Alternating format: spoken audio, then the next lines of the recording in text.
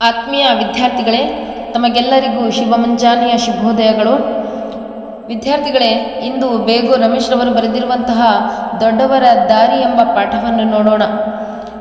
ಪಾಠವನ್ನು ಆರಂಭ ಮಾಡೋಕ್ಕಿಂತ ಮುಂಚೆ ನಿಮಗೆ ಒಂದು ಪ್ರಶ್ನೆಯನ್ನು ಕೇಳ್ತೇನೆ.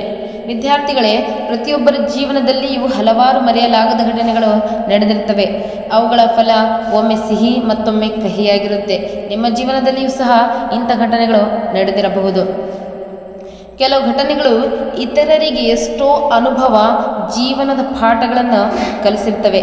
ದಾರ್ಶನಿಕರ ಜೀವನದಲ್ಲಿ ನಡೆದಂತಹ ಘಟನೆಗಳು ದಾರಿದೀಪಗಳಾಗಿ ಇತರರಿಗೆ ಬೆಳಕು ನೀಡುವಂಥವಾಗಿರುತ್ತವೆ. ಅಂತಹವರ ಜೀವನದಲ್ಲಿನ ಘಟನೆಗಳನ್ನು ಓದಿ ನಾವು ನಮ್ಮ ಜೀವನದಲ್ಲಿ ಅಳವಡಿಸಿಕೊಂಡು ಬೆಳಕಿನ ಕಿರಣಗಳನ್ನಾಗಿಸಿಕೊಳ್ಳಬೇಕೆಂಬುದು ಈ ಒಂದು ಪಾಠದ ಆಶಯವಾಗಿದೆ. ಮಕ್ಕಳೇ, ಭಾರತದ ಪ್ರಪ್ರಥಮ ರಾಷ್ಟ್ರಪತಿಗಳು ಯಾರು? ಯಾರು? ಡಾಕ್ಟರ್ ರಾಜೇಂದ್ರ ಪ್ರಸಾದ್ ಅವರು. ನೋಡಿ, ಇವರು ರಾಷ್ಟ್ರಪತಿಗಳಾಗಿದ್ದರು. ಅತ್ಯಂತ ಉನ್ನತ ಸ್ಥಾನಕ್ಕೇರಿದ್ರು. ಸರಳ ಜೀವನವನ್ನು ನಡೆಸಿದರು.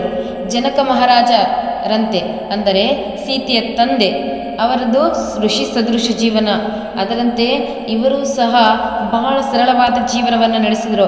ಅವರು ಕೋಪವನ್ನು ಹತ್ತಿಕ್ಕಬಲ್ಲವರಾಗಿದ್ದರು. ಕಂಟ್ರೋಲ್ ಮಾಡ್ತಿದ್ರು ಕೋಪವನ್ನು. ಬಾಳಿನಲ್ಲಿ ಶಿಸ್ತು, ಸಂಯಮ ಮತ್ತು ಸಮಯ ಪಾಲನೆಗಳಿಗೆ ಭಾರಿ ಮಹತ್ವವನ್ನು ನೀಡುತ್ತಿದ್ದರು. ತಾವು ರಾಷ್ಟ್ರಪತಿ ಅಂಥೇಳಿ ಹೇಳ್ಕೊಳ್ತಾ ಇದ್ದಿಲ್ಲ. ಇವರು ನಾನು ಜನರ ಸೇವಕ ಅಂಥೇಳಿ ಹೇಳಿಕೊಳ್ತಾ ಇದ್ರು. ಏನಂತ ಹೇಳ್ಕೊಳ್ತಾ ಇದ್ರು? ತಾನು ಜನರ ಸೇವಕ ಎಂದು ಹೇಳಿಕೊಳ್ತಾ ಇದ್ರು. ನೋಡಿ, ಇವರ ಒಂದು ಜೀವನದಲ್ಲಿ ನಡೆದಂತಹ ಘಟನೆಯನ್ನು ನೋಡೋಣ. ಏನಾಗುತ್ತಾ ಅಂತ ಹೇಳಿದ್ರೆ, ಒಂದು ದಿನ ಕಚೇರಿಯ ಕೆಲಸವನ್ನೆಲ್ಲ ಮುಗಿಸಿಕೊಂಡು ರಾಜೇಂದ್ರ ಪ್ರಸಾದರು ಮನೆಗೆ ಬರ್ತಾರೆ. ಆವಾಗ ಅಲ್ಲಿ ಅವರ ಪುಸ್ತಕದ ಹಲವು ಪುಟಗಳು ಅಲ್ಲಲ್ಲಿ ಚೆಲ್ಲಾಪಿಲ್ಲಿಯಾಗಿ ಹರಿದು ಬಿದ್ದಿರೋದನ್ನು ಇವರು ನೋಡ್ತಾರೆ. ಇದೆಲ್ಲ ಮಕ್ಕಳ ಕೆಲಸ ಎಂಬುದು ಅವರಿಗೆ ಹೊಳೆಯಲು ಹೆಚ್ಚು ವೇಳೆ ಬೇಕಾಗಿಲ್ಲ. ಮಕ್ಕಳಿಗೆ ತಮ್ಮ ತಪ್ಪಿನ ಅರಿವಾಗಬೇಕು ಅಂಥೇಳಿ ರಾಜೇಂದ್ರ ಪ್ರಸಾದರಿಗೆ ಅನಿಸುತ್ತೆ. ಆದರೆ ಆ ಮಕ್ಕಳನ್ನು ಅಪರಾಧಿಗಳಾಗಿಸಲು ಅವರ ಮನ ಒಪ್ಪಲಿಲ್ಲ. ಅದಕ್ಕಾಗಿ ಒಂದು ಪ್ಲಾನನ್ನು ಮಾಡ್ತಾರೆ, ಉಪಾಯವನ್ನು ಹೂಡ್ತಾರೆ. ಪ್ರಸಾದರು ಮುಖ ಕೈ ಕಾಲುಗಳನ್ನು ತೊಳೆದುಕೊಂಡು ಬರ್ತಾರೆ. ನಿಧಾನವಾಗಿ ಕೋಣೆಯಲ್ಲಿ ಹರಿದು ಬಿದ್ದಿದ್ದ ಪುಸ್ತಕದ ಪುಟಗಳನ್ನು ಒಂದೊಂದಾಗಿ ಎತ್ತಿ ಮೇಜಿನ ಮೇಲೆ ಇಡ್ತಾರೆ. ಬಳಿಕ ಮಕ್ಕಳನ್ನೆಲ್ಲ ಬಳಿಗೆ ಕರೀತಾರೆ. ಮಕ್ಕಳು ಓಡೋಡಿ ತಾತ ಎಂದು ಬಂದರು. ರಾಜೇಂದ್ರ ಪ್ರಸಾದರು, ಮಕ್ಕಳೇ ನೋಡಿ, ಇಲ್ಲಿ ಯಾರು ಎಷ್ಟೆಷ್ಟು ಪುಟಗಳನ್ನು ಹರಿದಿದ್ದಿರಲ್ಲ ಅವರಿಗೆ ಆ ಪುಟಗಳ ಸಂಖ್ಯೆಗಳಿಗನುಗುಣವಾಗಿ ನಾನು ಕಾಸನ್ನು ಕೊಡುತ್ತೇನೆ, ಆಗಬಹುದೇ ಅಂಥೇಳಿ ಮಕ್ಕಳಿಗೆ ಕೇಳ್ತಾರೆ. ಆವಾಗ ಮಕ್ಕಳು ಒಬ್ಬರ ಮುಖವನ್ನು ಒಬ್ಬರು ನೋಡ್ಕೋತಾರೆ. ಒಬ್ಬೊಬ್ಬರು ಕಾಸು ಸಿಗುತ್ತಲ್ಲಪ್ಪ ಅಂಥೇಳಿ ಸಂತೋಷದಿಂದ ತಾವು ಹರಿದ ಪುಟಗಳ ಸಂಖ್ಯೆಯನ್ನು ಹೇಳ್ತಾರೆ. ತಾತ, ನಾನು 5 ಪುಟಗಳನ್ನು ಹರಿದಿದ್ದೇನೆ. ತಾತ, ನಾನು 4 ಪುಟಗಳನ್ನು ಹರಿದಿದ್ದೇನೆ ಅಂಥೇಳಿ ಮಕ್ಕಳು ಹೇಳ್ತಾರೆ. ಪ್ರಸಾದರು ತಮ್ಮ ಮಾತಿನಂತೆ ಅವರಿಗೆಲ್ಲ ಅಷ್ಟು ಕಾಸನ್ನು ಕೊಡ್ತಾರೆ. ಹುಡುಗರಿಗೆಲ್ಲರಿಗೂ ಖುಷಿಯೋ ಖುಷಿ. ಆಗ ಪ್ರಸಾದರು, ನೋಡಿ ಮಕ್ಕಳೇ, ಪುಸ್ತಕಗಳು ನಮ್ಮ ಜ್ಞಾನದ ಭಂಡಾರವಿದ್ದಂತೆ, ನಮ್ಮ ತಿಳುವಳಿಕೆಯನ್ನು ಹೆಚ್ಚಿಸುವಂತಹ ಆಕಾರಗಳು. ಪುಸ್ತಕದ ಪುಟಗಳನ್ನು ಹರಿದು ಹಾಕುವುದು ಒಳ್ಳೆಯ ಅಭ್ಯಾಸವಲ್ಲ ಮಕ್ಕಳೇ, ತಿಳಿತಾ ಎಂದು ಮಕ್ಕಳಿಗೆ ತಿಳಿಯುವಂತೆ ಹೇಳಿದರು. ಮಕ್ಕಳಿಗೆ ತಮ್ಮ ತಪ್ಪಿನ ಅರಿವಾಯಿತು. ಅವರೆಲ್ಲ ರಾಜೇಂದ್ರರಿಗೆ, ತಾತ, ನಾವು ಇನ್ನು ಮುಂದೆ ಎಂದು ಪುಸ್ತಕದ ಪುಟಗಳನ್ನು ಹರಿಯೋದಿಲ್ಲ, ಜೋಪಾನ ಮಾಡ್ತೇವೆ ಅಂಥೇಳಿ ಪ್ರಮಾಣ ಮಾಡಿದರು. ಪ್ರಸಾದರಿಗೆ ಯಾವಾಗ ಸಮಾಧಾನ ಆಯಿತು. ಮಕ್ಕಳಲ್ಲಿ ಅಪರಾಧ ಮನೋಭಾವನೂ ಮೂಡಲಿಲ್ಲ. ಹಾಗೂ ಮಕ್ಕಳು ತಮ್ಮ ತಪ್ಪನ್ನು ಸಹ ಏನು ಮಾಡಿದರು? ಒಪ್ಪಿಕೊಂಡರು. ನೋಡಿ ದೊಡ್ಡ ವ್ಯಕ್ತಿಗಳೇ, ಹಾಗೆ ಕೋಪ, ಅಸಹನೆ, ತಾಳ್ಮೆ ಬಿಡುವುದು ಇವೆಲ್ಲವುಗಳು ಆ ವ್ಯಕ್ತಿಗಳಿಂದ ದೂರನೇ ಪ್ರಗತಿಯ ಗುಟ್ಟೆ ಅದು. ಹಾಗಾಗಿ ಮಕ್ಕಳೇ ನೋಡಿ, ಒಂದು ಪುಸ್ತಕವನ್ನು ಮಾಡಬೇಕಂತ ಹೇಳಿದ್ರೆ ಹಲವಾರು ಗಿಡಗಳನ್ನು ಏನು ಮಾಡಿರ್ತಾರೆ, ನಾಶ ಮಾಡಿ ಪುಸ್ತಕಗಳನ್ನು ರಚನೆ ಮಾಡಿರ್ತಾರೆ. ನಾವು ಅದಕ್ಕಾಗಿ ಪುಸ್ತಕದ ಬೆಲೆಯನ್ನು ತಿಳ್ಕೋಬೇಕು. ಅವು ನಮ್ಮ ಜ್ಞಾನವನ್ನು ಹೆಚ್ಚಿಸುವಂತಾಗಿರುತ್ತವೆ, ಹೌದಾ?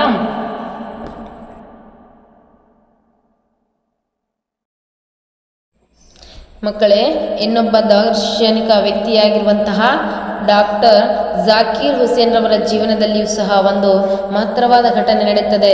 ಅದೇನಂತ ಹೇಳಿದ್ರೆ ನೋಡೋಣ. ಮೊದಲು ಇವರು ಡಾಕ್ಟರ್ ಜಾಕೀರ್ ಹುಸೇನ್ ಅಂತ ಹೇಳಿದ್ರೆ ಯಾರಪ್ಪ? ನಿಮ್ಗೆ ಯಾರಿಗಾದ್ರೂ ಗೊತ್ತಾ? ಇವರು ಭಾರತೀಯ ಶಿಕ್ಷಣದ ಅಭಿವೃದ್ಧಿ ಹಾಗೂ ಸುಧಾರಣೆ ಕುರಿತಂತೆ ಹಲವಾರು ಪುಸ್ತಕಗಳನ್ನು ಬರೀತಾರೆ.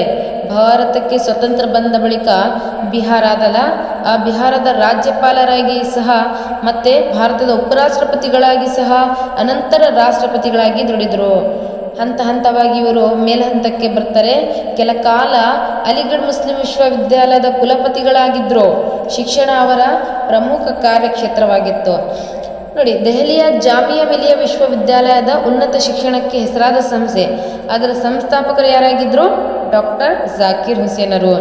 ಅವರು ತಮ್ಮ ಜೀವನದ ಬಹುಭಾಗವನ್ನು ವಿಶ್ವವಿದ್ಯಾಲಯದಲ್ಲಿಯೇ ಕಳೆದರೆನ್ನಬಹುದು. ಅಲ್ಲಿನ ಒಂದು ಘಟನೆ ತುಂಬ ರೋಚಕವಾಗಿದೆ. ಆ ಒಂದು ವಿಶ್ವವಿದ್ಯಾಲಯದಲ್ಲಿ ನಡೆದಂತಹ ಘಟನೆ ಭಾಳ ರೋಚಕವಾಗಿದೆ.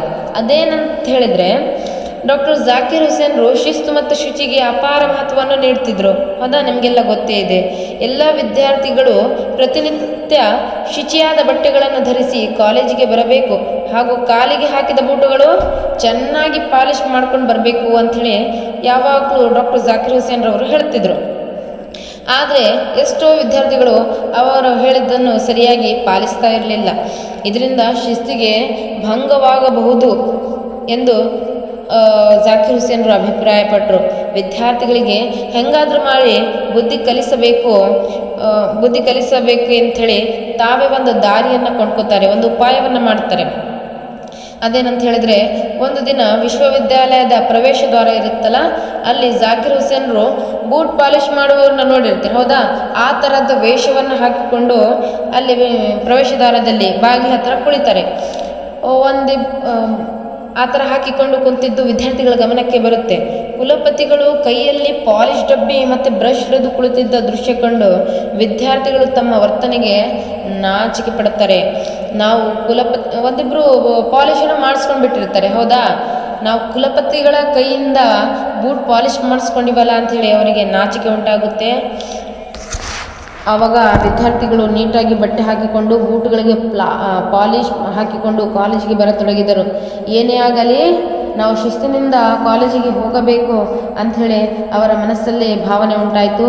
ಇದು ವಿದ್ಯಾರ್ಥಿಗಳ ಬಾಳಿನಲ್ಲಿ ಶಿಸ್ತು ಬೆಳೆಸಿಕೊಳ್ಳಲು ನೆರವಾಯಿತು. ಶಿಸ್ತು ಮೂಡಿಸಿಕೊಳ್ಳಿ, ಇದು ಜಾಕಿರ್ ಹುಸೇನ್ ಅವರ ಆದೇಶವಾಗಿತ್ತು.